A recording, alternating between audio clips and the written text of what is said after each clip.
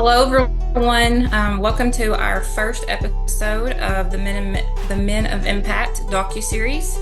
Today, we are going to be featuring our co-host Terry C. Carney. I'm the CEO and founder of Fierce and Fearless magazine, and also the founder of Men of Impact, a magazine that will be launching in June on the 21st. And today, we're going to jump into it with Terry and learn more about who he is and the impact that he is making across the globe with his new movement. Terry C. Carney is the director of the acclaimed documentary of Put the Guns Down, a world epidemic, in collaboration with famous hip hop legend Ice-T. And Terry is here today to go in a little bit more detail about that, along with his book that he also has out as well. And I believe most of this is going to be launching in June for you to go in and watch it and check it out. And Terry, I'm going to turn it over to you. Hey everybody, what's going on, Sierra? It's a pleasure being here and being a part of Men of Impact. Whatever, I'm just an open book with all the good things that God have blessed us with to accomplish and to make moves out here to try to save some lives at the same time. Absolutely. Absolutely. Um, well, Terry, thank you for joining us today. I appreciate your time. And I want to first ask you, for those who have not met you or don't know much about Terry Carney, who would you say you are for the audience? Well, I try to keep myself humble. Uh, I try to keep myself rounded and grounded with everyone. I'm just a man out here that's trying to play my part of the community to try to bring peace, love, and unity to the community and save lives at the same time. Um, my background, I've been through a lot growing up since I was young. I was born in Denver, Colorado. Um, I spent probably 10 to 15 years in Oklahoma City, Oklahoma. And then I moved to Los Angeles. I've been out in Los Angeles pretty close to about 30, almost 35, 40 years. And how are you liking that? Uh, to me, with our communities is pretty much the same everywhere you go. Our people is pretty much the same everywhere you go. You have to respect everybody's territory and learn the laws of the land. And, we pretty good with adapting to our own culture because I've been around to Chicago. I've been around to Detroit. I got relatives all over the place out in New York. It's the same pretty much wherever you go. You just have to learn how to respect other people's territory. Absolutely. I agree with that. Um, why do you believe storytelling and film are powerful looks for healing, awareness, and social change? Well, to me, I feel like it takes everything that's a part of life to come together. And you take bits and pieces of whatever it is that you're doing out here in this world, whether you're working, whether you listening to music, television, just dealing with community activities, or just dealing with people in general, plays a certain part of your chemistry of making you who you are. And as to answer your question with the film, TV, I think even dealing with our young people, they like video games. They'll watch a movie. They'll listen to music. So this is a formality of what can be used if they're list. It's just like watering a garden.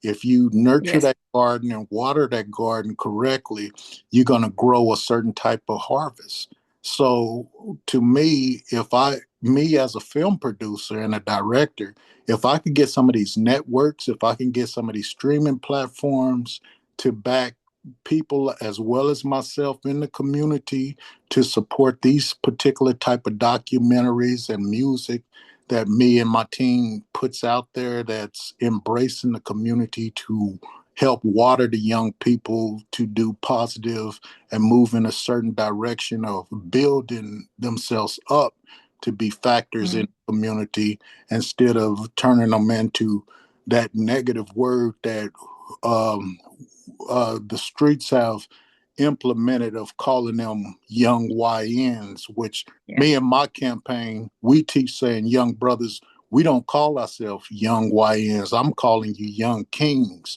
So you got Yeah. kings. So I'm gonna keep watering that water over the top of you and tell you you're a king because you could have anything in this world you want and you can do it the right way. Well, so that way you don't end up incarcerated and doing 170, 200 years of 3 life sentences behind some foolish that you made a decision on in 3 seconds. So I believe my films is going to help water the young people that way. And if you watch this documentary, which you can see it right now on Amazon Prime, it's out on Okay. Amazon Prime right now. It's on Apple TV right now. It's on Google right now. It'll be released on Tubi and Zumu June 30th. So you can check that out right now and give us feedback. Let us know what you think of the film. You can hit us at www.terryccarneysr.com and email us. Tell us what your thoughts are because we'd love to hear from you. Awesome. I love it. Yes, I think this is a very powerful movement. I think it is needed. And I definitely think when we have a strong leader, an impactor like yourself, most definitely with iced tea, I think that is what will grasp the attention that has been needed for a long time to get this where it needs to be because I think this is something that's needed to be fixed for a very, very long time.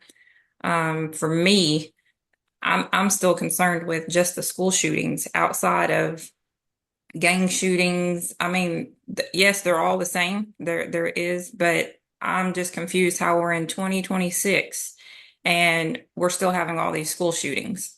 Um, I feel at some point figure out, okay, how is this continuing to happen? Where is the true problem at? Where's the core? Because something is getting missed. I mean, I, I just can't wrap my head around it, but it's mind-boggling to me because again, 2026, you would think we would have to have a solution by now to not have at least as many or any at all school shootings. But it's everywhere. And like you said, if we start taking proper precaution, guidelines, things of that nature, surely we can stop all gun violence, or at least the majority of gun violence, despite of where it's happening at. But yes, I'm very excited for this movement and the documentary to watch that. So thank you, Terry, for that. Throughout your journey, what personal experience shaped your passion to advocacy and community impact? Honestly, I look back over the years, you know, uh, my whole campaign, it's not just about gun violence. It's about mental health awareness. It's about anything that falls up underneath mental health awareness. So that could be domestic violence. It could be child abuse. It could Mhm. be anything, as well as gun violence, somebody one getting stabbed to death or whatever. My mother, and I never told nobody this story, so you're gonna get it here first. Okay. Uh, my mother, she had 3 children. Hmm. This man, uh, he would jump on her, beat her. He cut her belly. She had knife wounds where he stabbed her up, stabbed her arms up. My dad Hmm. met her at a park bench where she was beaten up and had 3 kids sitting on a park bench. And the man that did all this stuff to my mother, he was trying to beat her and put her in a brothel house out here in California, and he was trying to make her a prostitute. My mother wasn't having that, wasn't going for that. She was young. She was 15 years old. She lived that life. So she, her and my dad ended up getting together. Um, they had to go through dealing with that type of situation. There was a lot of death threats going back and forth, but my father kind of saved my mother from that situation. Um, and after that, my mom kind of, when we left Denver, Colorado, ended up in Oklahoma City. Mhm. She had a heart for young kids, young ladies that was going through any type of child abuse, domestic problems, even guys, young kids. They was always at my house, and she always had a heart for them. And this was before I knew the story about what she had went through. Um, Mhm. so she kind of turned my house into where I had a lot of brothers and sisters that was in from the hood that was living at my house that didn't have places to stay or they was going through some type of violence in their life. Mhm. All these ladies and guys became my brothers and sisters basically on top of the kids that was at my house. It was all they was always there. We always had, might as well call it a gang, because all the gang kids, all the hood Um, kids always was at my house. My house was the spot, and my mom and dad embraced these kids. So I got in a little trouble because my mom and dad always worked all the time. So it wasn't that I didn't have a mother and father. I can't tell that lie, this and that. But my mother and father, they opened up their hearts and their arms to all the kids of the community. I ended up moving to, I moved to, I think I went to Chicago for a little while, Detroit, and I went and stayed in New York because I was going through that teen thing of mhm. can't nobody tell me what to do. I moved out to LA, and I'm learning life, and um, so it was in the answer to your question. It was instilled into me through my mother because of what she had went through. So I'm not knowing this at the time, but then when I came to LA, um, my one of my little brothers, he was murdered right in front of me. Out while I'm out in LA. So I kind of start feeling like he was murdered behind me and things I wasn't doing that was right. So I had to carry that cross on my back. And, it seemed like every day out here in LA, we was having 5 to 10 kids getting shot or murdered, or they finding them in alleys. And it was just horrific. So all I just started getting involved in with a lot of people in the community that was doing positive things, and I start trying to figure out how can I fit in to help be a factor of the community and create some positive things. So Mhm. when I first moved out here, a brother named Shiny Shine introduced me to iced tea. This was Mhm. like 40 years ago. And though Shiny Shine and Ice T, they was all both older than me. They became like mentors to me, right? So Mhm. and they started introducing me to the music game, just planting positive seeds, making sure I'm straight and all right. And they always told me they had my back with whatever. They've been big brothers to me. So that's kind of like a blessing to have Ice T as your mentor and Shiny Shine and, all the rest of the brothers that's involved into the music game and stuff like that. So I ended up going to film school. I did 6 years in film school, Los Angeles film and music. Then after that, I'm working with a lot of community activists that's boots to the ground type of thing. And I was just looking for what can I contribute to the community to help develop something positive in the community to embrace and save some lives out here. And that's when I stepped to ice and I say, hey man, I wanna do this documentary title, you know, a world epidemic, put the guns down. And he say, T, you know, I got you back with whatever, baby. You know, that's his words. That's his famous words, baby. I got your back. Whatever you want to do, let's do it. I said, okay, well, I didn't graduate film school. I'm finna get out of here and I'm gonna put these interviews and stuff together. And then I need to do an interview with you. And then I want you to narrate the whole thing.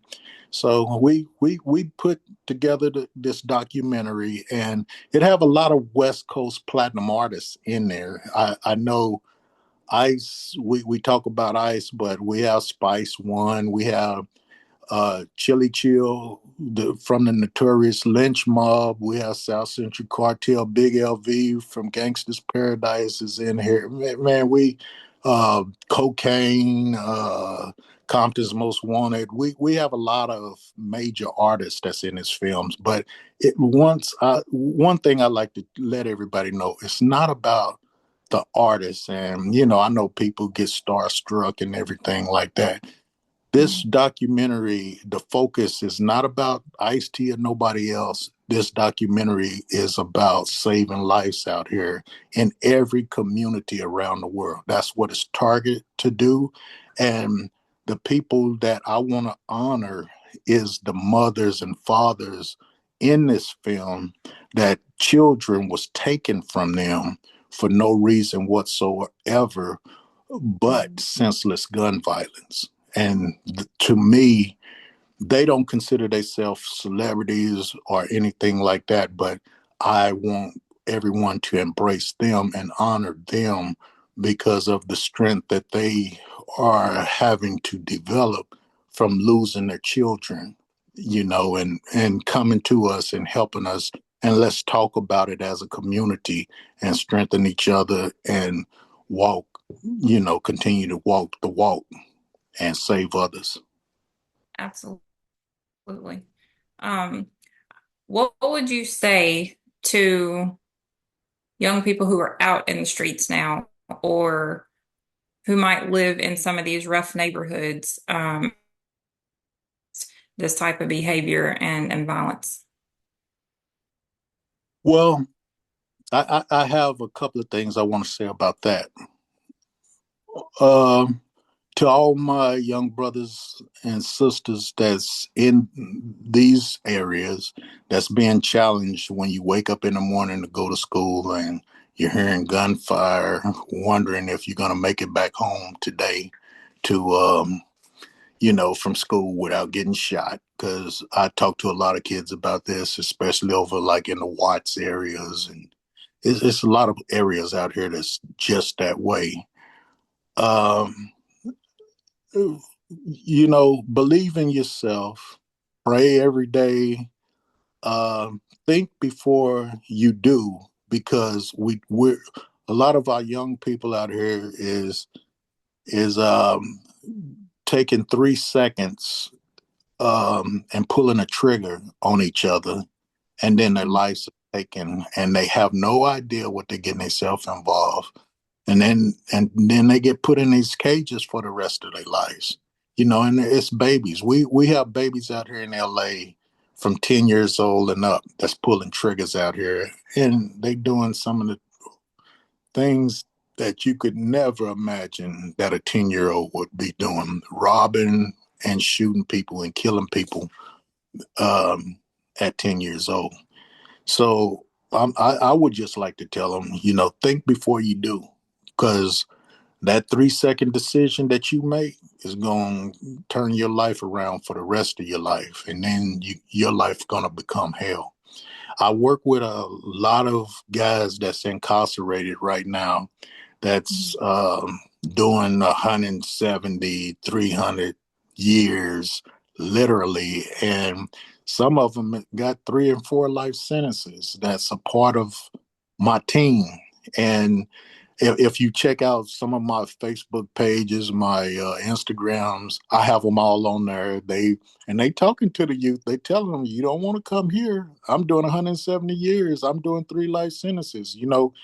They have really turned their lives around, but it's too late for them. But they still got hope, and they still uh, living their lives, but they want to educate these youngsters out here. Don't come down here where we're at. This is hell. And if I can't reach them through the films, they trying to reach them from that jail cell, those prisons, and we keep it very raw with the things of, because ain't nobody gonna sugarcoat anything when you get into trouble. So No. you got to think before you pull that trigger. You got to think before you pick up that knife and want to stab somebody. You better think before you beat your girlfriend up or your Mhm. mother up, because it's just so much chaotic stuff that's going on out here in this world right now. And I'm like, Lord help us, because we really need, we in a time of need right now where we all got to come together. We all need to be praying for all our communities all around the country. It don't matter where you at. And the other thing is, they used to talk about and think that it's just coming from the black areas, the black Right. poverty areas. Out here in LA, they are shooting people in Beverly Hills. Yeah. They shooting people in Woodland Hills. All the hills, everything that has. See, a lot of people don't know out here in California, if it have hills next to the city name, Hmm. that means it's upscale. So we got a lot of different hills, Chino Hills, a lot of different hills out here, but all of that stuff that used to happen in just those areas is now happening in the hills areas. And these people, these young kids and stuff, is murdering, these doing home invasions and shooting people in broad daylight out here right now. So it's out of control.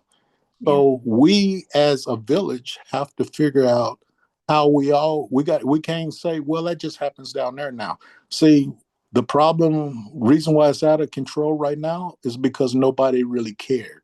Nobody really Yes. cared when that poison started to grow over there in that community. Now it's out of control. Now you want to know, how can we fix it over here in this area and keep it down there?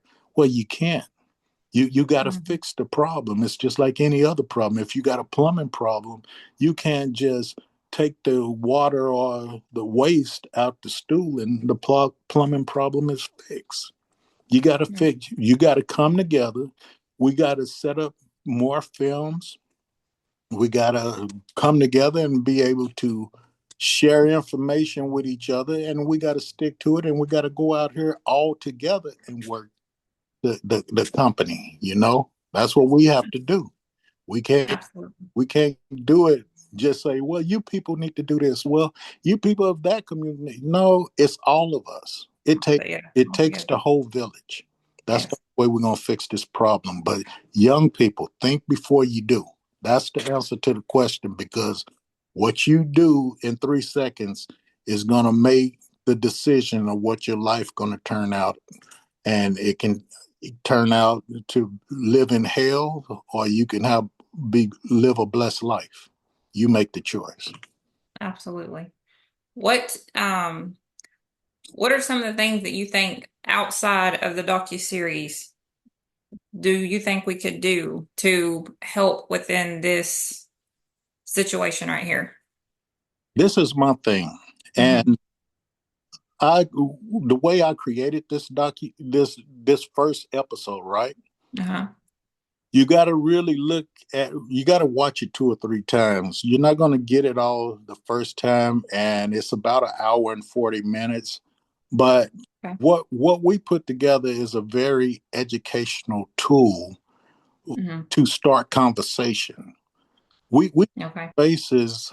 I did what no other documentary would do. I took 22 individuals and took those 22 individuals and put them all on this documentary, and we touch bases on how everything was started here in Los Angeles, the history of everything, how we got up to the point of where we at now.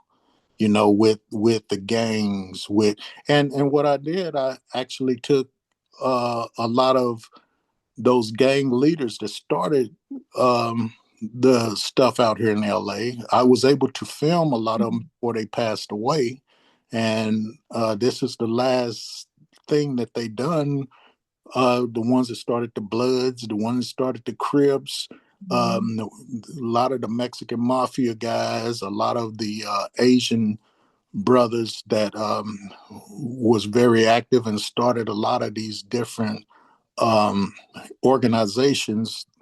I was able to actually get them to come and want peace in the communities, and they said that this is not what they started it out. So this is opportunity for the young people to, if they really do their research and when they watch this film, they'll find out these are the guys that started it, from Crips, Blood, everything, and they all came together. Nobody have ever put a documentary together where everybody come together with Mexicans, blacks, Crips, Bloods, Asians. Nobody have ever been able to get these guys together. And I'm talking about the original guys to speak on it and tell the youngsters, hey, we all want peace. We want you guys to stop doing this.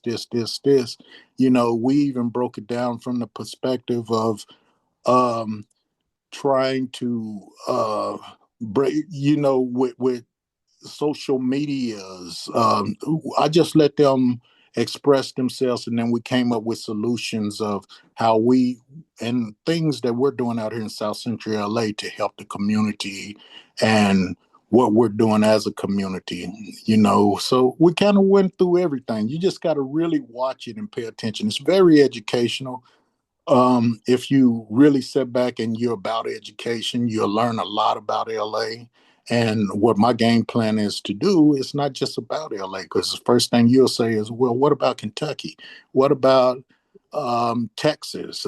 What my game plan is to do is to come around into a lot of different cities, smaller areas, and show the things, what's going on in these areas. We're not glamorizing anything, but we trying to get the people in every community to utilize these platforms for discussion, to come together to try to heal everybody's community. Because if we start working together like that, we could save a lot of kids out here in this world. I agree. Do you feel like, I mean, obviously we know what we're seeing is stemming from a lot of different um factors, but do you feel like, maybe some of this might start within the home, like what is happening or going on within the home? Because then we know it might even be what's going on in school or outside of school. Where do you think all this rise in this tension and just, firing of the gun and all the violence has come from? Why do you think we're seeing so much of it now? I mean, we know there's been a shift in the world, but what do you think that the core problem is as to why this has occurred to the extent that it has gone to now? Well, for those kids that have homes and come from that home environment, it's definitely Hmm. coming from the home. It's definitely coming from middle class homes. It's definitely coming from rich homes. It's definitely coming from poor homes.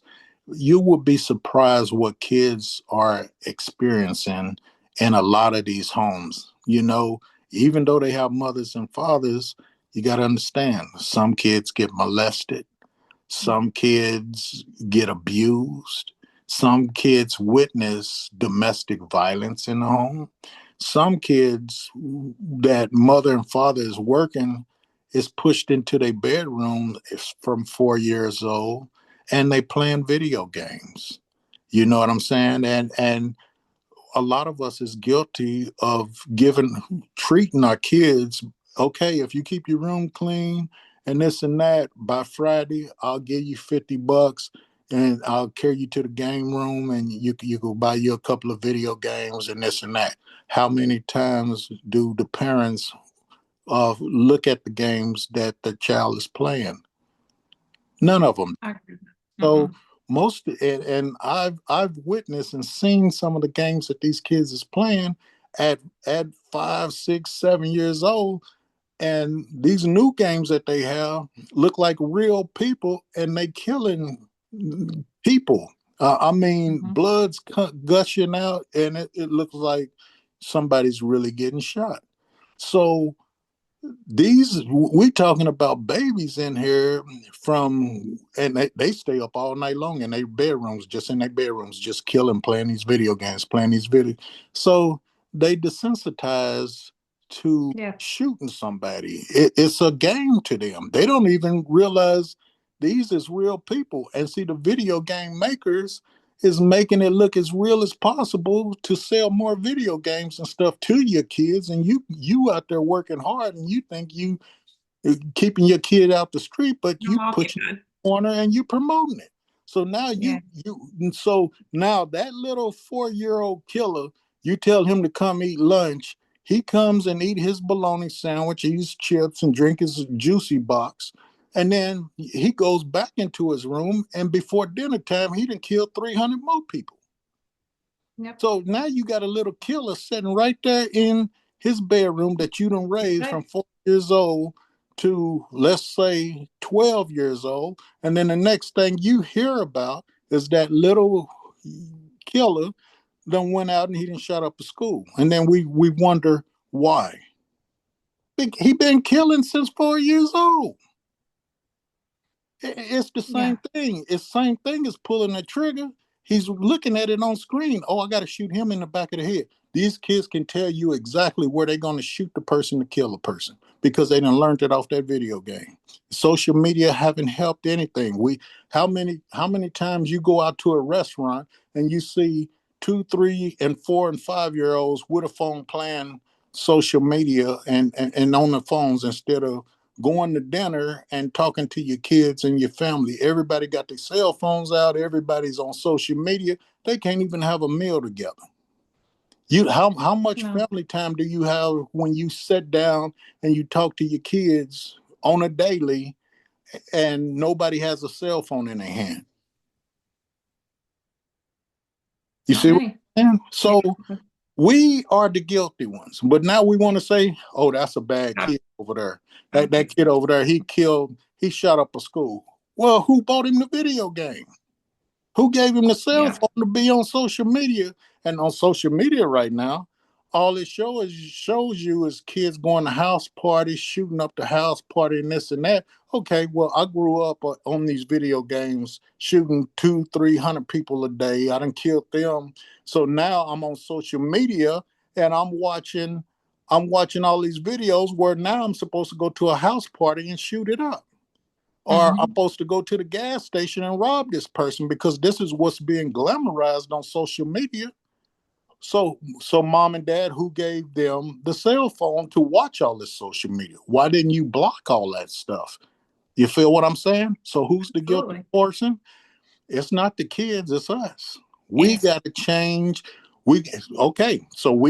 So let's go to the television networks, let's say Netflix, let's say Paramount, let's say everywhere where we go watch these movies at, Mm-hmm. YouTube, everything. What kind of movies is out there for the kids?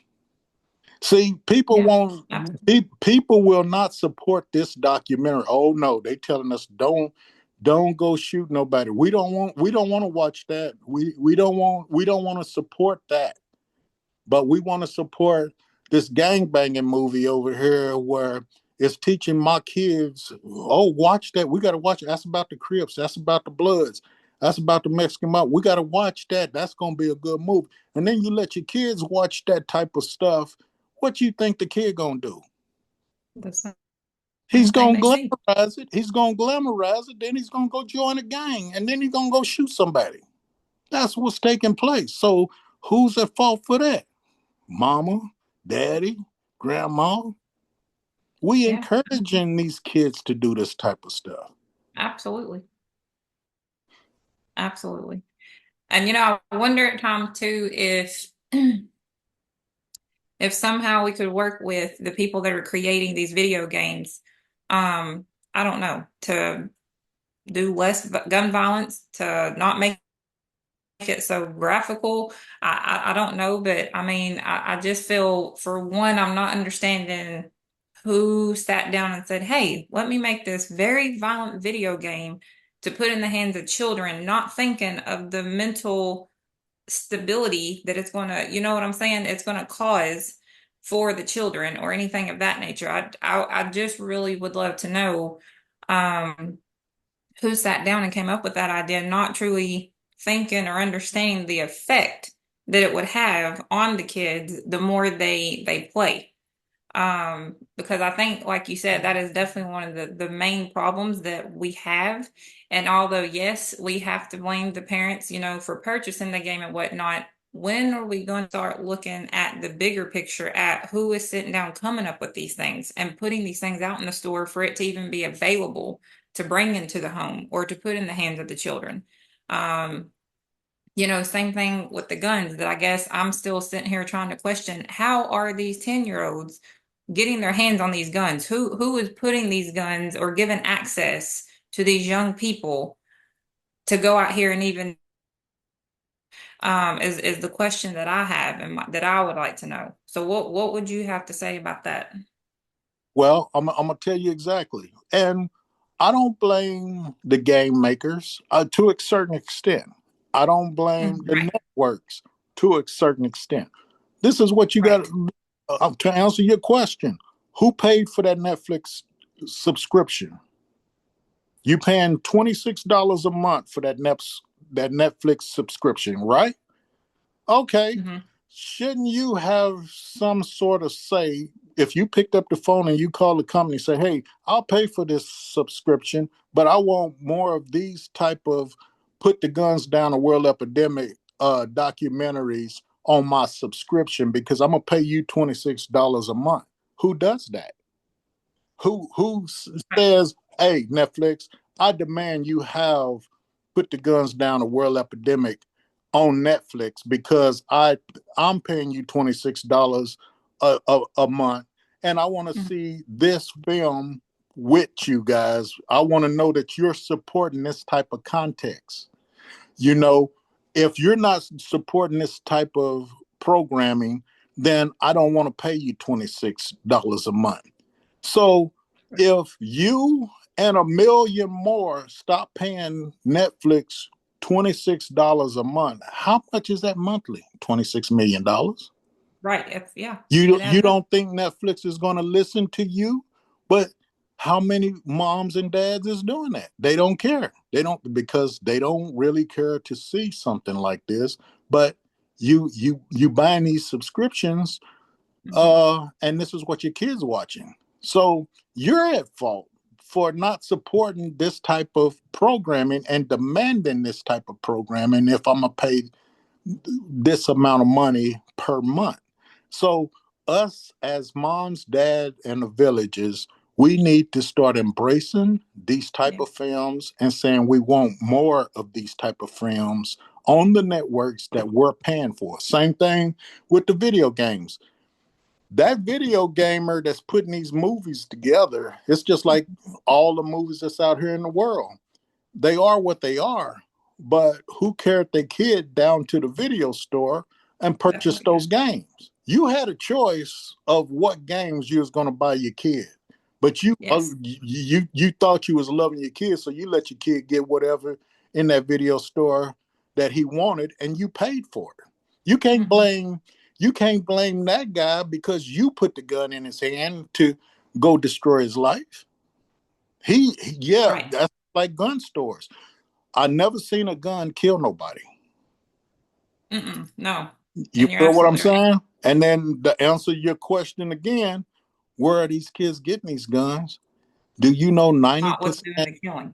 90% of the guns that these kids are getting and going out in the streets and killing people is coming from their own households Yep. It's coming from Mhm. mom or dad that put the pistol under the mattress or the pillow or behind the TV set, or Uncle Charlie. I went to Uncle Charlie's house and he always got a gun laying around. You Mhm. see what I'm saying? So if I'm 10 years old, or mom or dad got pistols all over the place. It's easy to grab a gun. It's easy to get a pistol. You see what I'm saying? You're getting it from No, your absolutely. own family members. Yes. That's the crazy part. You ain't even got to go to the streets. You're getting it from right at home. That's where they getting their guns at. The same way they getting their video games and they watching the movies that's about Crips and Bloods killing each other, and they learning all that right off of the subscription that you paying for. That you're not saying that you want to see put the guns down, or world epidemic type of films for your networks. You have the ability to call those networks. You can call them today and say, "Hey, I won't put the guns down on." I'm just using this as an example, but you want to see more Right. films that's going to help your kid to prosper in this world instead of them destroying their lives and throwing it away. Because I think what we're seeing is, like you said, people aren't caring until it hits home, until it's too Exactly. late. And then they're wanting to know, well, what happened? Or how did it get to this point? Or what did we do? And I think that, like you said, if we can bring, because I feel like the video is not just important for the kids to watch. I think, again, like you said, we've got to get the parents, the families, the household, whatever, more involved in understanding where their role comes in into play with this. Because, like you said, yes, we can't fully blame the people creating the video game. That's just a small fraction of it. We have to think about who is taking the kid to purchase this video game and not paying attention to the content that is being displayed on the back of the video game. And you're just letting it, go into your home and the kids sit and play it for hours on end. But then, you know, God forbid something happened. Now you're questioning what happened, what went wrong, how did this occur? Um, and I think that is one of the main important parts of this movement that I really hope wakes the right people up because, yes, showcasing it to the kids, trying to get it through the kids' head, that's one thing. But like you said, if we're not zoning in on where the true problem is and the people that have the ability to stop it while it's at, up front, then basically what are we doing? How are we? So yeah, I'm very excited about this movement, and I absolutely agree with you in all the aspects of this whole thing because yes, this has been the problem for a while, and it's a question that I've had for so long um, that I'm not sure if we'll ever be able to fully get an answer because, like you said, I think a lot of this also ties into mental status. And so, if someone is not mentally stable, unfortunately, you're not always going to truly be able to get something through to someone unless maybe they get on medication or they get help. So I think, again, with you focusing on that as well, I think that's going to be a huge help with this too, because I definitely think we are seeing a lot of mental issues and behaviors happening all across the globe at this point, especially after COVID. And yeah, it just takes And I'm, two I'm seconds, telling like you said. I'm telling you, Sierra, in this documentary, this first series, I touched up on every topic that we're talking about, just so I could give you a little glimpse of it. And Yes. what you just hit the nail on the head with what you said earlier. This, and I'm not saying this because I directed this and put this documentary together, but if you really sit down and you really watch this documentary for what it Mhm. really is, this documentary need you need to put together a group of adults. I'm talking about elementary school teachers. I'm talking about middle school teachers, high school teachers, college students and teachers, professors. They need to watch this documentary because this is I'm gonna call it a teacher's lesson of different avenues that was put together to help them learn of different how to go carry this back to a college, a school, etc. and then start doing some brainstorming together. It's a platform to get a discussion started. That's what I'm going to say. This documentary first episode should be aired. It should be aired with the teachers first, and then you should show it to the students to start conversation, because I believe this episode will start conversation with the kids opening up to the adults, teachers, etc. If you support this thing and show it in your schools or your colleges, etc., it's very well needed with all the different things that we got going on. And I'm not saying that because it's my documentary. I want you to check it out, and then you tell me if this shouldn't be in school systems and colleges and stuff. It need to start going around, and so that we can start having, because if we start opening up these conversations amongst each other, and then this platform can get the kids talking to us and telling us what's going on in the inside of them, and then Yeah. we'll be able to share that same type of knowledge. Because a lot of parents tell me after they watch the documentary, I had no idea. I had no idea. Mhm. I'm gonna Yeah. go home and I'm gonna look at things differently, you know. Yeah. And a lot of other cultures, they'll watch and they say, "Oh, well, that's for those people over there." No, it ain't for those people over there, because the same thing that we're talking about that happened over in South Central and what's been going on in the community over here is happening right in your neighborhood too. And that's where episode 2 is going to touch up in their neighborhoods and show a lot of things going on in their neighborhoods too. It's just about bringing that awareness, you know, bringing us together as a village, all nationalities, everybody, and let's try to stop this madness. Absolutely. I agree. Um, well, I'm super excited for the film. I know we've been on here for quite some time, and the goal is so we can drive people to watch this film, especially myself. So, Terry, why don't you tell us where we can connect with you outside of here and outside of the film? And also tell us, is there anything that we can do to help you or to help this movement on your end? Well, just period. To maybe kind of start branching this out into other communities and other states while you're continuing to build. Can you share that with us? Look, this is my thing. I'm available to come to any state, any school, any college. We open our arms up to do screenings wherever you at. I don't care what state you're in, what part of the world you're in. Let's do a screening together.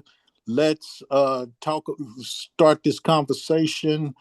I feel like everything that you're doing, Sierra, look, with what you're giving us this opportunity, and then embracing each other and working together as a village, and pushing these positive movements throughout our community.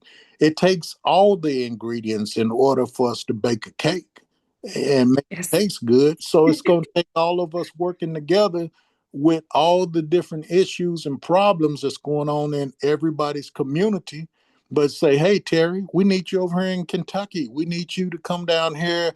I'm right there, Sierra. Whatever you need me, I'm rolling with you till the wheels fall off. See, we got to have that type of relationship. Yeah. This is a part of, I think this film will start a lot of conversations in a lot of different communities around the globe, in all aspects of schools and colleges. We should push that the colleges and the schools get behind this, and any other type of programming that's of this sort. We need to band together and stop these networks from taking advantage of us, as well as social medias, everything else. We have the right to put out positive content. We have the right to support those that's putting out this type of positive content, and so embrace with that instead of embracing with all the negativity that's going on out here, and we'll smother out all the negative stuff and quit spending our dollars with that. So What I encourage everybody that check us out right now, go to Amazon Prime right now or tonight when you get home. Get you a box of popcorn, sit back and learn something. Don't be afraid to learn something. This is an educational film. And don't just watch it one time. I think they're charging on Amazon Prime right now $4.99 for you to watch this. That's Okay. supporting us to continue to make more content like this. 4.99, that's cheaper than you going to get a Philly blunt. That's cheaper than you going to get a fifth of liquor. You feel what I'm saying? But you'll spend your money on narcotics and Negative. alcohol and just Yeah. stupid stuff, or going making it rain on somebody. But all we ask you to do is support us, show you got our back, pay the 4.99, and only thing we ask you to do is learn something. Oh, if you sit there, you're gonna learn something. In an hour and 40 minutes, we teaching you and educating you on something. So, and it's gonna be positive. So that's all we ask you to do. You could reach me at www.terryccarneysenior.com. We have our email address there. We have everything there. Hit us up, contact us. You can hit Sierra up and say, hey, we want Terry to come do a screening here, here, here. Sierra will plug you in. She's plugged in. She's family now. So, and the other thing, you can support us as well. I have a book out called Last Man Standing by Terry C. Carney Sr. Go to Amazon.com, go to any type of bookstore and just tell them you want that book. It gives you more background of myself and how I came to be where I'm at today. So check that book out. It's really a easy read, but it's really good and it's funny. So we put a lot of comedy in there because we don't want to put all that loom and gloom in there to, we got to be happy. We got to be proud of what we're doing and Absolutely. do some positive things. And that's what it's all about. But support us by go get that book, Last Man Standing, and make sure you go to Amazon Prime ASAP and spread the word and push it through every community, every school, every college to watch this film and book us and let us come and do a screening at your event. Absolutely. I love it. Thank you. Thank you so much, Terry, for your time and just being able to share the true, authentic Terry C. Carney Sr. It has been a true pleasure, and I definitely hope to work with you and keep this movement moving forward and just making a difference out here in the community. Thank you, see Absolutely. you all the way. 100.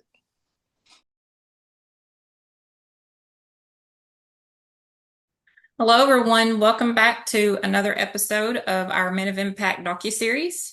I'm the CEO and founder of Fierce and Fearless magazine and our new magazine, Men of Impact.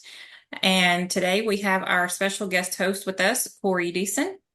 And I'm super excited to interview Corey and hear his story and how he sees about being a man of impact. Corey, I'm going to turn it over to you and let you tell us a little bit about who you are and what you do. Well, thank you for inviting me on the show and determining that I made the cut. I'm a man of impact. It is Yes, quite the honor. And yeah, if that's my Superman job, my day job is I'm a life and high performance coach. I work with entrepreneurs all over the world to help get them unstuck with their business, with their life, and to get them to grow and to get the life that they're shooting for. That's my job. I love it. And so what got you started down that path? Like what made you choose to go that route? Well, I mean, I've always been sort of the shop steward or the leader. Every place I've ever went, and it was baked into me at an early age from my parents to be assertive, take charge, sit at the front of the class. There was no such thing as making anything less than an A in my house. And after almost 30 years running a national broadcast production company, I wanted to do something that was a little more fulfilling and a little more flexible. Obviously, I wouldn't have to be chained to a zip code or a brick and mortar building anymore. Mhm. And the next best thing for me was to help uh, talent, actors, actresses, voiceover announcers, because that's where I worked with a lot of those people in my previous life to help them market themselves. And then that whole thing just sort of snowballed. Ultimately, everything I do is life coaching because what someone doesn't do for their business, there's usually some life hiccup that we have to correct. Absolutely agree with that. What would be a piece of advice that you would give someone either starting up a business or in their business based off of what it is that you do with the life coaching? How much time do we have? As much time as you want. No, I'm just kidding. I mean, there's so much I could talk about, but I mean, the big things are it's going to take longer than you think. Focus on the route and not the results. Mhm. So many people say, "Hey, I want to achieve this goal," and to them, that goal is like standing on the top of Mount Everest. And if you're sitting at the base of Mount Everest, that looks really steep and really high and really far and really difficult. So if you don't achieve that, give Mhm. yourself the ability to make an excuse and bail. What I tell Absolutely. people is focus on your feet. Don't look at the top of the mountain. Focus on your feet. Take step by step. And if you keep repeating step by step, eventually you will make it to the top of the mountain. Focus on your feet. Absolutely agree with that. Yeah, I think often we seem to think too far ahead and we don't focus on where we are. And I think when we do that, we kind of start to stumble over our own feet because we're too focused on what's too far out in front of us rather than how we have to get there. And so that is one thing that I learned when I started my first business, which is medical billing and coding, is I have to stop focusing on being way over here and I have to focus on how to get to that point, to get to that level, to build myself there. Because like you said, we have to go step by step. Even like when we start out as a baby, we don't start out running. So yeah, it's Exactly. So many people that have aspirations of starting a business or whatever it may be. mhm. They often spend a lot of time in quicksand. What I mean is they're trying to prepare for every single possible scenario or situation that Yeah. might come up in the course of doing business. And what I'm encouraging people to do is to take relentless action minus emotion. Don't worry about how you feel. Build the plane as you fly it. You'll Yes, figure it out as you go because that's absolutely. how you develop the wisdom is by messing up. Messing Yes, up is a good thing. Most yes, people they want to avoid stepping on the landmines, and because they want to avoid stepping on the landmines, they often sit on the sidelines. yes. And they say, "Ooh, I don't want to go there. It's gonna hurt. It's gonna be painful." Well, I got news for you. Anything worth having or doing It's requires pain. pain and struggle. So you might as well run like the Russians are chasing you and go just step on some landmines and see what happens. Your life's not going to end. The marketing police aren't going to show up at your door and say you did it wrong. You Right. know, so I encourage people, make a mess. Stop. Don't tell me what you're going to do. Show me what you've done. Yes, I agree. And that's something I learned too in the first business is if we stop trying to critique before doing it and we just do it so that we can critique what we didn't do right, we'll continue to grow and it'll turn out better. And that's part of the reason I started Fierce and Fearless. And then the reason I also named it that is because you have to you have to be fear first to become fearless, right? So that means at some point you had to be scared of something that you overcame. So it's like the same concept. If you don't fail, how are you going to succeed? I don't think there's any true successful people out here who did not fail, not just once, but multiple times before they got to where they are today. And so that's what I tell people is to me, it's all in failure rather than in success because you can't have success without failure. 100%. There's a reason why failure comes before success in the dictionary. Absolutely. You can use that one later if you want. I love it. Yes. Um, what does high performance mean to you? What does that mean to you? High performance involves a few critical components. Hmm. Number one is rocking a routine, is having habits. You want to be a high performer, you have to rock that routine and you have to be willing to be bored. Yes. Folks think that successful entrepreneurs lead this glamorous, sexy disco ball lifestyle. And when it's quite the opposite for most, it's very mundane, it's very repetitive, but it's the repetition that gets you there.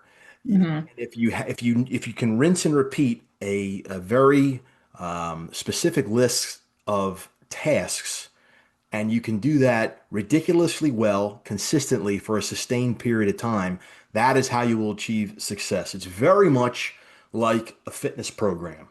You know, Hmm. it would be unreasonable for anyone to walk into a gym and if you're 50 pounds overweight, to think you're going to look like Arnold Schwarzenegger after 2 weeks.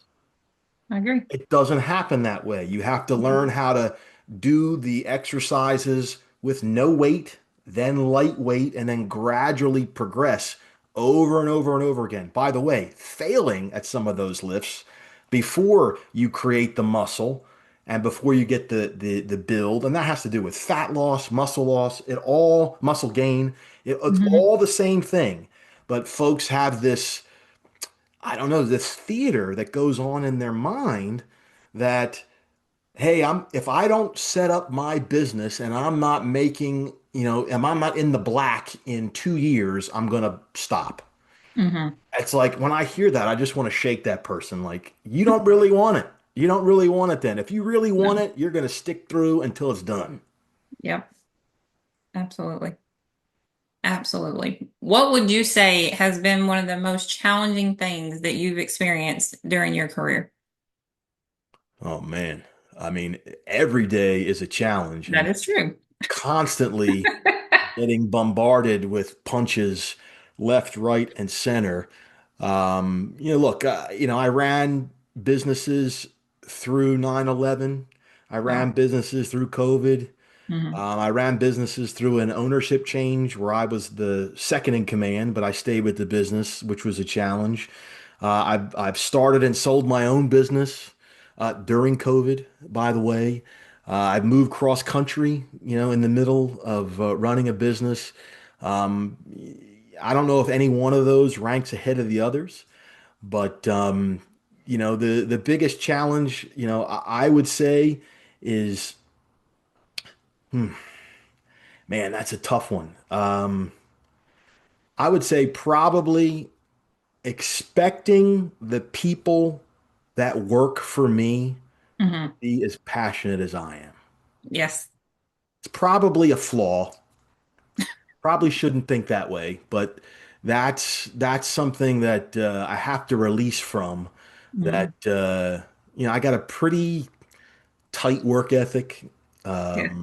and I expect people to conduct themselves the way I do, and most times through no fault of their own, and they're good people. I'm not making a judgment on them. They just don't, and I have to end up teaching them or uh, showing them the door. Because Right. I have high expectations, and that's in any situation, whether I'm running a business, coaching a team, coaching a client. I mean, because I have a long history of, coaching amateur athletics as well as, being a personal trainer. Um, I need to be pushed, and I know when somebody pushes me, I have coaches that I've worked with. Mhm. I would be a hypocrite if I wasn't, if I didn't do that. So I want to push people to because I can see the potential in them that they don't see in themselves. Absolutely. I love it.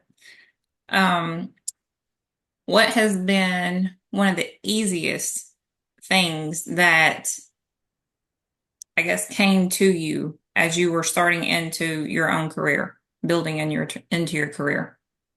I mean, I'm going to go with self-belief and confidence.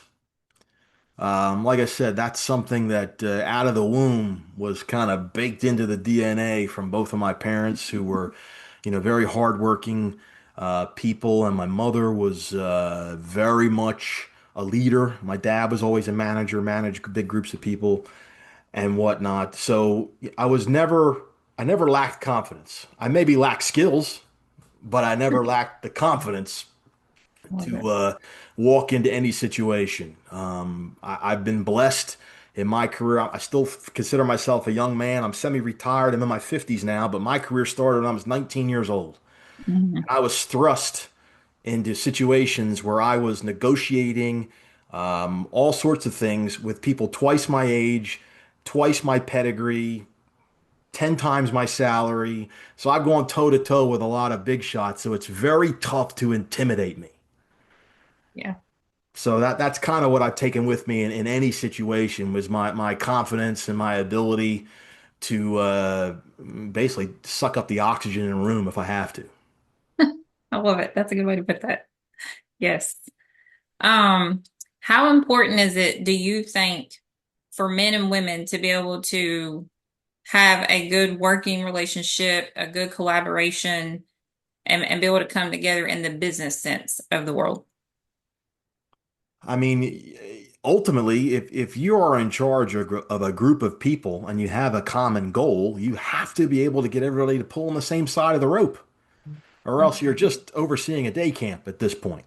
You Right. got to have a common vision. You got to have common goals. You have to have common values. And if you can't get along and inspire and motivate the people around you, what are you really doing? I mean, look, I will say this, Mhm. getting everybody to participate, to buy in, yes, that's the goal, but it is not necessarily to be liked. It's to be respected. Mhm. Because I can assure you, a lot of the people that I've managed, I'm not on their Christmas card list. And that's fine. I don't lose any Yeah. sleep over that. Mhm. But they did respect me because they knew my track record. They Mhm. knew that I walked the walk. I didn't just talk the talk. I didn't just say, do this. I would say, do this because I'm already doing it that way. Love it. I'm demonstrating this is how I want it done, and nothing is too good for me to do, whether that's plunge a toilet or push a mop or whatever. I would, it didn't matter what part of the food chain you were on. I'd get down there and do it with you because I knew that someone on the lower end of the spectrum there saw me in the trenches with them, they'd be more apt to go the extra mile for me.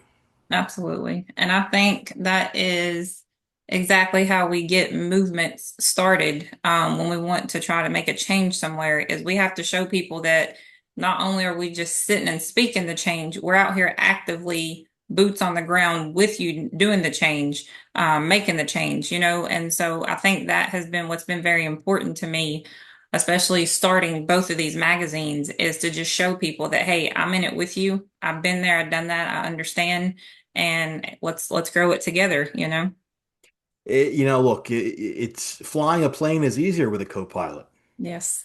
If you have that person you can lean on that is not afraid to get into battle with you. And yeah, there's just times where, things are hard and people will naturally look to someone to follow. Yes. And a lot of people have to decide, am I a follower or a Hmm. leader?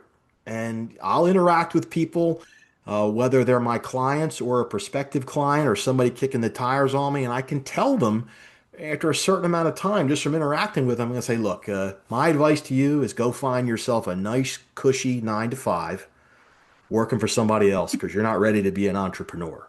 No. You got to be upfront and straight with them and understand if they're equipped to Yes. be an entrepreneur. It's a definitely it's not for everybody. No. To me, I feel like it's a different mindset, skill set, disciplinary. It's a different ball game. I mean, it really and truthfully is. And my mom asks me every day, I just don't understand how you're doing it. What are you doing? Because she'll say, well, should you do that? Isn't that risky? And I'm trying to tell her, honey, when you're an entrepreneur, everything is a risk. Yeah, well, Everything think is a about it. risk. I mean, as adults, and you don't have to tell me your age, but I would think I'm a little older than you. Um, but we're conditioned Hmm. very early on to be employees. Yes. If you think about that, from grade school, you're taught Hmm. where to stand, how long to stand. Then you get into high school, when to show up, what work to do, when it's due, etc. And then college it just amplifies that a little more just to become really good at working for somebody else. There's not enough of, well, you figure it out on your own, because when you're an entrepreneur, you have no one else to ask to say, Nope. can you do this? Or how do I do? You got to figure it out. You either have to Yes. pay somebody to do it or do it yourself. Yes. And it's definitely a unique set of skills, like the guy from Taken. I have a unique set of skills. You got to be Liam Neeson. Yes. Absolutely. Well, and I told somebody else the other day, so I work with providers, like I said, on my primary business, and it just shocks me how many of them don't truly know just the basic back end of stuff, like even just the basic aspects of billing. And so I chose to become a consultant because I wanted them to understand what they're doing or understand the money part. Because I'm like, how are you even going to know if you're truly bringing in what you're supposed to if you don't even understand what you're putting out or how to get out what you're putting out? So my goal, even though I can do the billing, I do the credentialing. My goal is to teach you to at least know the basics and the fundamentals. So that way, if something ever happens to me, you're not like, oh my gosh, what do I do? Or how do I pass this to the next person? And you can also go in and kind of know, okay, this is right, or this is what happened, and this is where this should be. And I think that, that's very important, like you said. And if you're going to become an entrepreneur, I think you need to have your hands in at least every piece of your business at least a couple of times before you trust it to somebody else. 100%. You'd be amazed at how many solopreneurs don't know how to do things that you and I probably take for granted, like just even running QuickBooks or something like Yes. that, Hmm. or how to market yourself on LinkedIn, or how to make a simple graphic on Canva. I'm just making stuff up here, just pulling stuff Hmm. out of the air. But these are things that, we rinse and repeat all the time as entrepreneurs running our businesses. And these are skills that need to be shown, even like how to write. It's amazing how many entrepreneurs might have a really good skill or Hmm. craft or whatever it is, but ask them to write a sentence in English. Hi, yi, yi. It's just unbelievable. Unbelievable. It's like, hello, no wonder why you can't get any business. You don't know how to communicate with anybody. And it's look, thank goodness there is this swath of people that are this way, because it allows me to earn a few bucks to teach them. Yes, that's what But you boy, it would sure make things easier if they kind of knew what was up. But so it goes. Yes. I love it. Yes, I think that we've been too conditioned. Um, like once the cell phones came out, I think, that changed the game because then we started seeing all the slang and people getting lazy with communication, right? And even though we look at a cell phone as a communication tool, it really kind of hindered us from really communicating how we were before, properly communicating. Now we just come up with all these like uh little short words or things that, it's like, what? Abbreviations and Yeah, the abbreviations. Like what does that mean? Where are you going with that? I'm confused. Like and yeah, and there's a fine line there that people walk, that you want to be able to communicate professionally, but you also need to do something that I can't take credit for this term. It's someone that a guy by the name of Andy Elliott uses this a lot, who I Mhm. respect. It's called mastering the stranger. And what Uh-huh. mastering the stranger means is being able to communicate in a casual and informal way, as if it's a family member or a friend, because the pendulum can swing in the other direction where you're talking too formal and everything looks like an AP paper you wrote in 11th grade. When you could write a simple sentence and it's just fine. So Yes. it's like teaching people that intuition to know when to dial it up and when to dial it back, when is super casual fine, one is a little more formal, okay too. But in general, and I get bombarded with solicitations and people wanting my service. It's just amazing. You can find out how someone their lack of communication skills. I agree. And like I said, I can see it. And even with the upcoming generation, I'm just like, goodness gracious, like, is this how you all are going to host meetings? Like, move, like, Well, I'm confused. a Like, lot of folks refuse to actually speak to each other anymore. It's a lot of yeah, and that's, texting, messaging, and and look, I've been removed from the business that I was the vice president from. I haven't been there since 2020, but I would have to tell junior employees in certain situations, no, you can't email them. No, you can't text them. Pick up the phone and call them or yes, show up and have a meeting with them. They need the human element. And not for yes, nothing, in the AI world that we're flirting oh, with right now, that human yes, element is so important. I mean, look, I have important. two adult Yes, sons, and one's married, one's getting ready to get married, and I even have to tell them in certain things in their lives, no, no, no, pick up the phone and call that person. There's yes, still a place for this, what we're yep, doing. Even though we're looking in a screen at each other, we're looking at the glass, we're looking eye to eye, we're hmm, having a conversation. I mean, I'm still absolutely. the old dog that shows up. I was just at the post office today to hand letters to the young lady behind the desk. I'll go Yep. to the bank teller and make a corporate deposit in person. And my kids would just rake me over the coals. Why do you do that, Dad? You could take a picture of the check and da da da da da. But guess what? If there's a hiccup, if there's a problem, when I walk in the bank, they all Mm-hmm. go, "Hey, that's Corey. Yeah, there. Where he is." And then I snap my fingers and I get something done just like that. I said, see, and my son was with me one time. I go, you see that? Your old man, yeah, see, he knows. But that's indicative. It's the millennial thing, Hmm.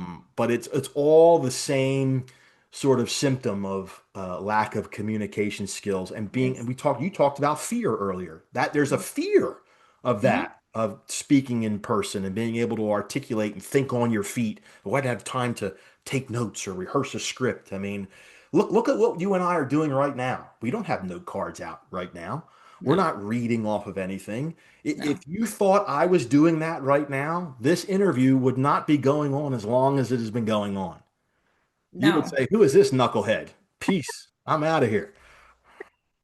Yes, no, I would. And I think that I was telling somebody the other day, so another part of my movement is to help people come back into their true authentic self and just be themselves. Stop trying to wear the mask, stop trying to be fake, because at the end of the day, you're wearing yourself down, you're causing yourself more stress, and at some point the mask is going to start slipping and people are going to start seeing, and then at some point people are going to be like, okay, yeah, we don't want to go that route because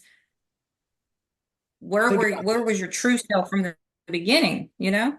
People spend money, especially on Mhm. big ticket items, from people they know, they like, Mhm. and they trust. Absolutely.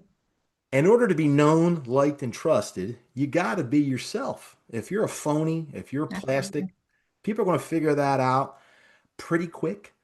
And, Absolutely. if you can't communicate that way, here we go with communication again. If you can't communicate your authentic self to somebody and be confident in who you are and what you Hmm. stand for and what you're passionate about, if you can't be confident about that, how can you expect someone to be confident to spend money with you? It makes Right. zero sense. No. I have people that I know that are much smarter than me. They have degrees and they wear suits and they drive fancy cars and all that stuff. Funny thing is they work for me as far as with me. But they would say things like, "What's up with the muscles, Corey? Why are you always talking about working out? Why do you swear like a sailor?" And which I've been a good boy so far with you. Why do you do that and the tattoos and all that stuff? I'm like, what you see is what you get, brother, because I don't Absolutely. want to work with that person who Hmm. is the typical corner office, C-suite, garden variety executive. That ain't for me. I Hmm. need someone with energy, with edge, who's a little more, WWE and a little less A&E. I love That it. those are the people that gravitate to me, and thank goodness I'm at a point in my career where I don't have to appeal to everybody. Mhm. I put myself out there, Right. and I know that what I do and how I do it, and I communicate this to my clients that they need to do the same thing. It Hmm. is both a magnet and a repellent. Yep. I'm okay with that. I don't lose Absolutely. any sleep over that. The people Mm-mm. that love me, love me. And the people that hate me, oh, good Lord, good Lord, good Lord. They just do not like me at all. And that's okay. That's okay. Matter of fact, the more people that hate you, the better Yes, you're going to do. That exactly. means you're doing Absolutely. something right. Exactly. Yes. So we know you must be really powerful over there because if you got that much hate, that means you must be doing all the things. They And are sucking down the haterade here. Let me tell you. I got news for you. They got stuff left in the warehouse on me. love it. I love it. Yes, no, that's absolutely a good point. And I wish people could see that and understand that, you know, I don't think there's one person on this earth that is ever going to be liked by every single individual. We're all different. There's a reason for that. We would be bored if we weren't. And, it's okay. And I like to let people know up front, hey, I'm not perfect. I make mistakes. I misspell things at times. And the older I get, I forget things. I'm forgetting. Okay. And I'm moving a little It bit slow. only gets worse. I got news for you. That's what my mom keeps telling me. Like, yes. But at the end of the day, like you said, I always show up. I do my best. I try my best. And whatever I don't do correct in that day or that time, I learn from it and I fix it and I go forward and I repeat and I do it all over again until I become a better version of myself. Relentless action minus emotion. It's Absolutely. amazing how far you can get if you remember those words. Relentless action minus emotion. Too many people are worried about how they feel and Yes. how other people feel. Absolutely. When you learn how to release from that, it is Mhm. liberating. It's like you suddenly learned instead of walking, you get to fly or Yeah, hover. so you can fly. Yeah, it's amazing when it's called the IDGAF gene, and I'll let you fill in the blank with what that stands for. When you have Yep. the when you have the IDGAF gene, Yeah. ooh, you are rocking. You are rocking because you just don't let anybody else dictate how you're going to run your show. You're going to run your No. show and you're going to do your thing, and I'm not going to factor in what you think before I take an action. I'm going to do it, and if I Mhm. mess up, I'll apologize. Absolutely. That's all. Absolutely. I love it. I absolutely love it. Um, Are you so not entertained? no, yes, very entertained. Oh my gosh. Um, so Corey, why don't you tell us what does it mean to be a man of impact to you? Look, if you're designated a man of impact, that means you are having an effect on someone else, hopefully in a positive way. Um, I even equated it like a tattoo because a tattoo is an indelible mark. So if you can leave an indelible mark on someone and affect change in their life and how they conduct themselves, and if you're doing that in a way, you're demonstrating it first, not just dictating it. If you can do that, then you can be a man of impact. And thank goodness, look, if I was only measured by the impact that I made on my two sons, I'd still do pretty damn good. But thank goodness I've had a career that spanned many decades and I've dealt with thousands of people. And, I don't spend a whole lot of time telling people how good I am. I let other people do that. I got Mhm. websites with videos that'll run for hours of people just gushing over me. And my wife goes like this, every time she's, but that's how I know I'm a man of impact. And to be considered, by a third party and to be, among some of the other pros you're going to have in your publication and your story, it's humbling. But I have to thank me. As Snoop, Absolutely. as Snoop would Always. say. Snoop would say I'm fast. Yes. that. Yes.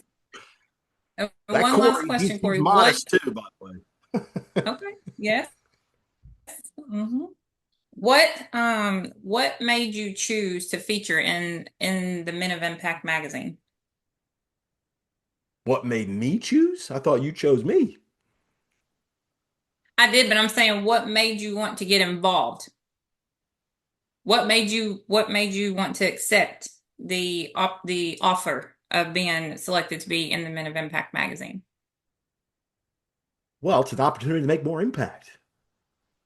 Number one, That's I mean, absolutely look, true. because hopefully someone's going to see this, someone's going to read that Yes. article, and something's going to stick. If there's Yes. one word, one sentence, one syllable that I've shared either in writing or in this conversation that someone could put in their hip pocket and go, I'm going to do that. Well, then mission accomplished. I mean, you know, in order to be a man of impact, you kind of Mhm. have to want to be one. Absolutely. And I'm good with that. Like I said, I've always been at the front of the line since I was a little youngster, and this is nothing new for me. This was sort of, ordained by my family. So I'm just trying to carry the torch, leave a legacy for my family and my kids so that they can do the right thing when it's their turn. I love it. And what what, if any, advice today would you want to leave the audience? And then tell us how we can connect with you outside of here for the call. So a big part, if you ever go on anything online with me, you're going to see three words a lot. And those three words are go get it. Go get it.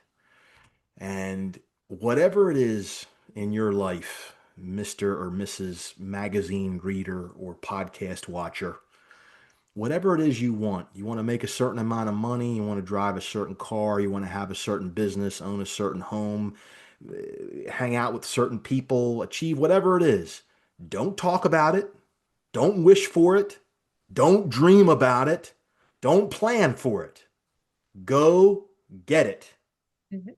That's my advice for everybody. And then if you want to find me, easiest thing is do is CoreyDissin.com, CoreyDissin.com, or just Google me.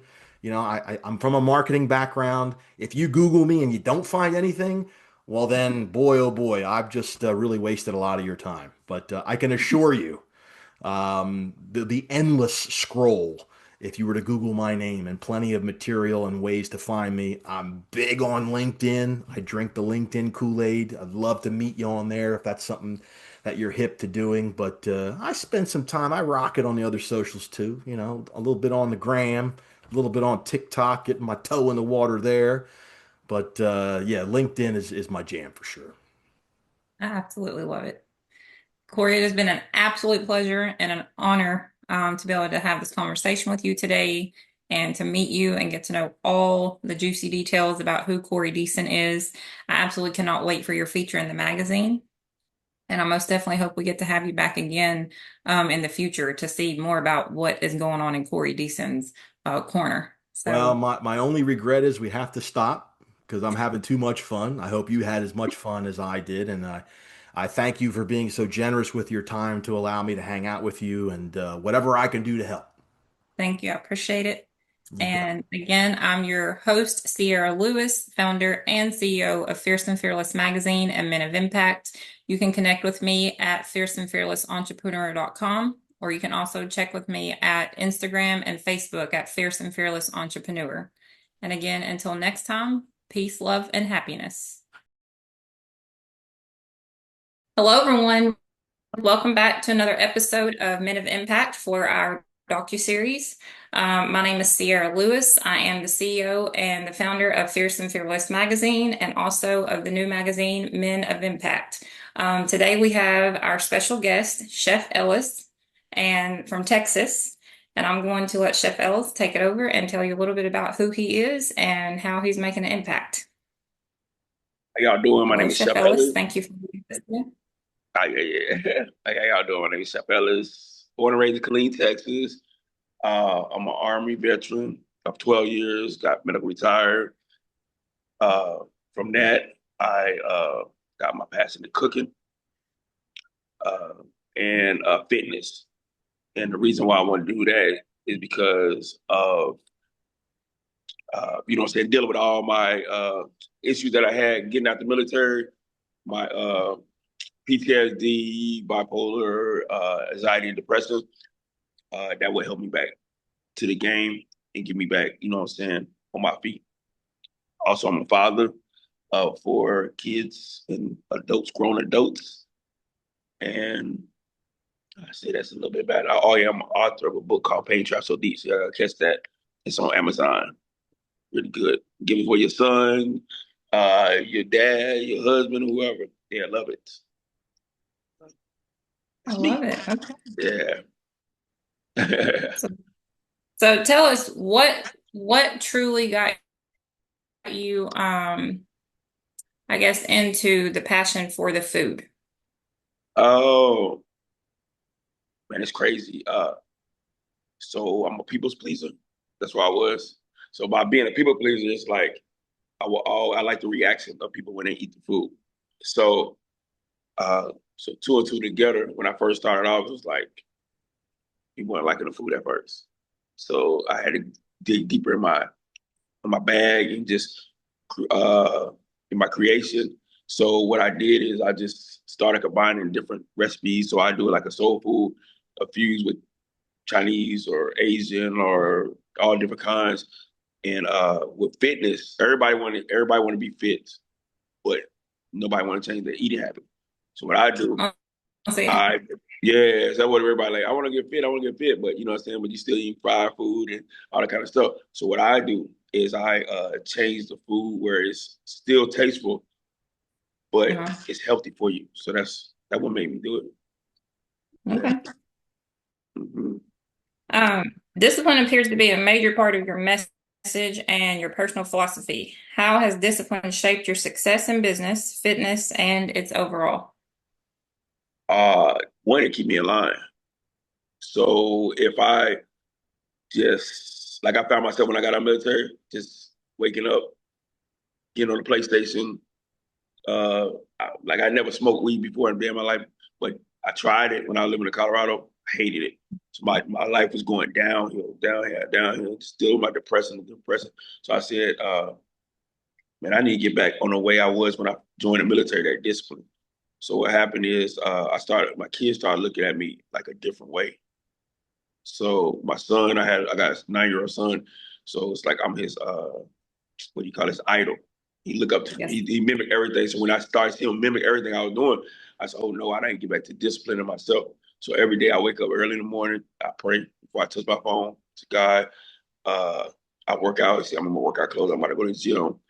Uh, Eat a good meal and just you know what I'm saying, keep my mind good. Don't let no negative stuff go in my mind. So that's part of the Absolutely. discipline, yes. So, what was it like for you when you came home? What would be some advice you would give from someone coming out of the military or being retired or anything of that nature? Can you tell us a little bit more about that? Well, I would tell them fine, because like the military, I kind of compare it to like somebody in prison Hmm. because you trapped them in that mind that it's a structures thing every day. So you wake up at a certain time, you go to PT, you eat, chow, and it's like you got to do what they say do, and which is cool because you discipline. But when you come out of it, that's all you used to. That's why I say a lot of older like commanders, first sergeants, they usually like don't live that long after they get out because they all they know is military. So I would say find a passion, your passion, because everybody had a passion before they went in the military.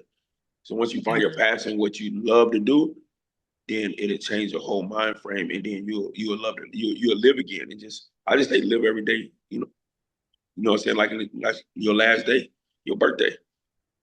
Yeah, Yeah, I love it. Um, I can say from experience with some of my military friends that to them was also the same challenge. I know a lot of them went through like PTSD. I had one friend, her husband, I mean, he literally could not go into even a store because he yeah, would literally just go into panic mode. yeah, And I think, like you said, it's all about trying to find that one thing that you can focus on and stay consistent with to kind of get you back out of that rut and back on a path. yeah, So think that, when you have basically like your children or something or someone that you value, to remember, hey, like I've got to fight for them. I'm here for them. I think kind of also helps with that too, because he had also had a kid. And so, being able to kind of go back and say, hey, I still have to fight for, my child, was also helpful for him too. So yeah, I think staying grounded is very key for that. And like you said, just keeping your mind sharp and focused, Yes, trying to make sure we're putting the right food and the proper things in our body and not feeding it with negativity. Because I definitely think we do become, what we eat or what yeah, we're around. So our environment for sure. that's facts. Yes. Let's see what your brand blends food, fitness, discipline, and motivation. Why was it important for you to build a lifestyle brand rather than simply focusing on just cooking a meal? Uh, because like now, what's popping now is content creators. Yeah, So everybody want to know your lifestyle. Why do Chef Ellis smile every time I see around him? Why did he do like? Because everybody think they don't know what I've been through. They just see me in a right. moment and they see the smile on my face and whatnot. So I wanted to, because all those factors is every factor in life. You got to take care of yourself. You got to take care of your mind, spiritually, mentally, and physically. And then when you do all that, and also, say inside, you got to eat good food. Uh, Everything else will flow. You'll be good. Like I look at right here, I live, I don't know if you can see, I live downtown Dallas. It's my view right here. I love it. Yeah. So I live downtown Dallas. And I always say that when you go out down here, everybody look happy. You know what I'm Mm, saying? Keep everybody working out. And they living right. Like you go to the beach area, everybody eating right, running, want to look good. But when you go to like the suburb areas or somewhere like that, people are hitting and they really don't really care about you know what I'm saying, their figure. They don't care about nothing because they ain't got to be around people. But that's what people I'm trying to reach. Those people out there, you know what I'm saying, that y'all can live again. Y'all don't got to hide. yes. Yeah, so that's basically why I did all that in one. Okay. I Yeah, love it. Yeah, because yeah, I think when we create, I guess, our niche, or when we're trying to help people, if we stay focused on the same people like us, we're really not doing justice when we're trying to reach that broader audience to yeah. kind of help them make that change, right, and that adjustment. And so I absolutely love that. I love the vision.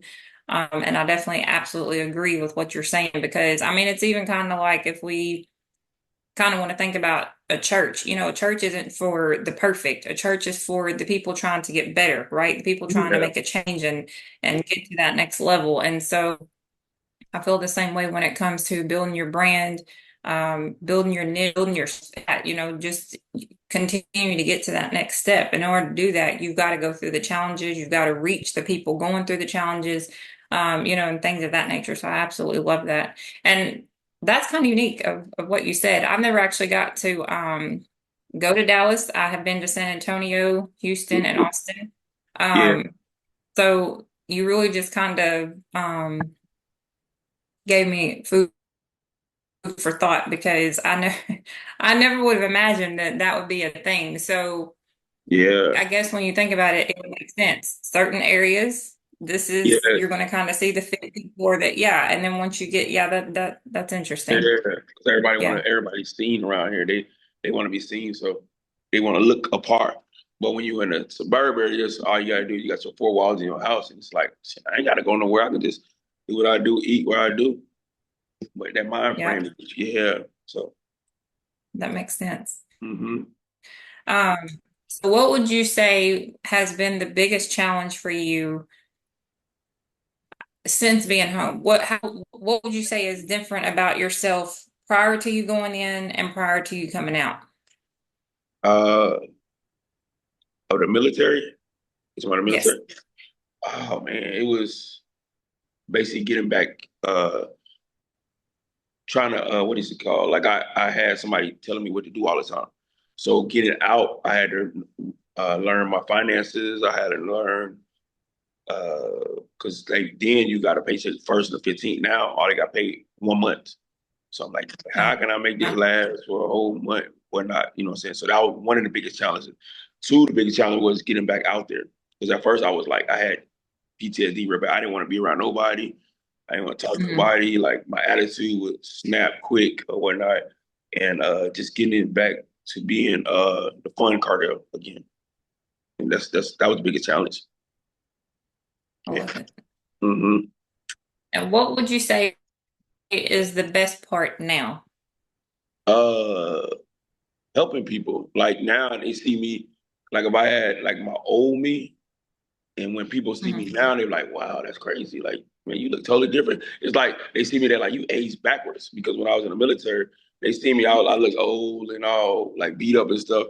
And then now when they see me, like people see me now, they're like, bro, you look totally different. You look younger. You know what I'm saying? You look more happier. You look healthier and stuff. I say, yeah, you know, and I see a lot of people that still, that's why I say I be trying to reach my buddies that was in the military, the ones that didn't take their life or whatnot. But I try to reach them and I see them and I'm like, yo, y'all just look beat down. Like you can't dwell in the past. You can't go back to Iraq. Like when our buddies lost, you can't go back and help that. You know what I'm saying? All you can do is just pray for his family. You know what I'm saying? And just keep living your life because that's what he would want you to do, or she would want you to do. Just live your life to the fullest. So yeah, that's the thing. Wow. Yeah. That is insane. That's a lot. I know. Yeah, it's a lot to deal with. You know what I'm saying? When you see people now, like at first I used to get mad over stuff. Now, like now, I'm gonna get mad for it. It's not necessary. I lived through 4 wars, and then not even that before. I used to gangbang growing up, so lived through all that. Now I can tell a story like the kids, like teenagers. Like I always tell the teenagers, I say, don't live for your family, like the football player, 5-star football players or whatnot. Stop living for your family. Live for yourself. Once you live for yourself, you don't have all this pressure on your back. So if you fail, you didn't fail all of them, you failed yourself. So now you won't feel so like that's why I always tell my kids, don't tell me what you about to do. Just do it because you didn't fail dad, you failed yourself. So just do it and then you be proud of yourself. Absolutely. Yeah. Awesome. If you younger self something, Yeah. what would you tell them? If I see my younger self, man, that's crazy. That you gonna be somebody, and don't be afraid. Don't be afraid to go get everything. And you're not alone. That's the biggest thing that I think I was trying to always, like I told you, I was a people pleaser. My mom, my dad, and everybody, and I had to figure out the hard way that really the only person you have is yourself and God, you know what I'm saying, when everything falls. So yeah. That's what I'm feeling. Give me a big old hug. Yeah, I love it. Yes, the hug is important. Yes. What would you say that it means to be a man of impact?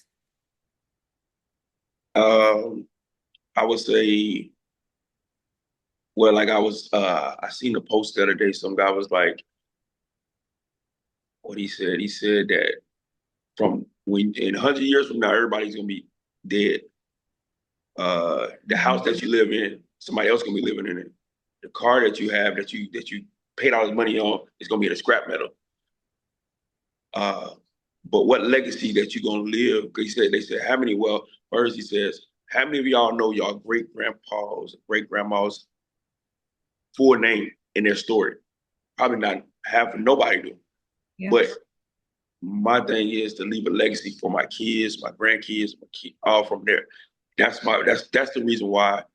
And it's not about me no more. You know what I'm saying? Yeah. It's about what impact I can make in other men's, little young men's lives, even older men that's older than me that look up to me. And that's what I feel. So, yeah. What message would you leave for our audience, if any? Well, find me on social media, Chef Ellis. I got some good food, real good food. And I'm located in Dallas, Texas.